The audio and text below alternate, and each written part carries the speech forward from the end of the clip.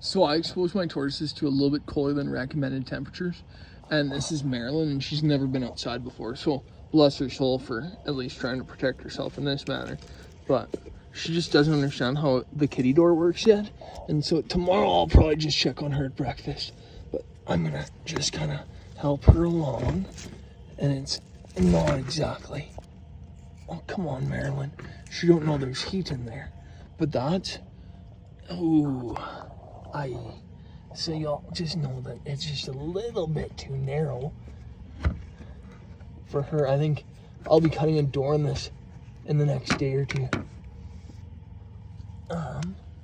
We'll just help old Marilyn along there, I think. So this here is a birdhouse modeled after the childhood candy store from the hometown that I'm from, Hilda, Alberta. That's where most of the weeds come from, if you're wondering. Hilda. So come on, Marilyn. Like, you're smarter than this. Oh, she's jammed up in the double door. Marilyn.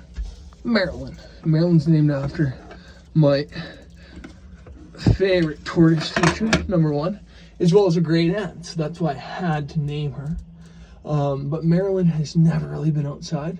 So here she is with some, I think that's mostly like oak tree leaf litter and some cherry blossom tree leaf litter.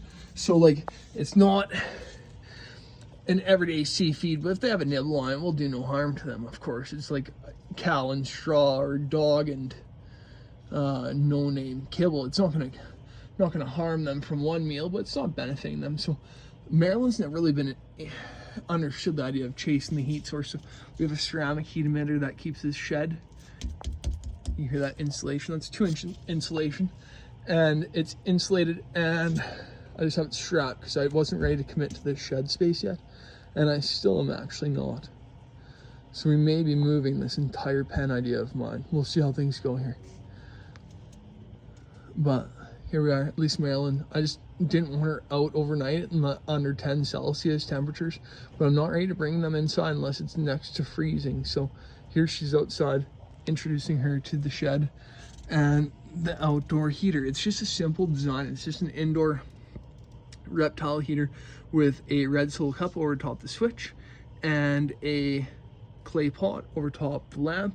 It's with just, I just took a hammer and chisel to make that switch plug go through, or the lamp plug go through the clay pot.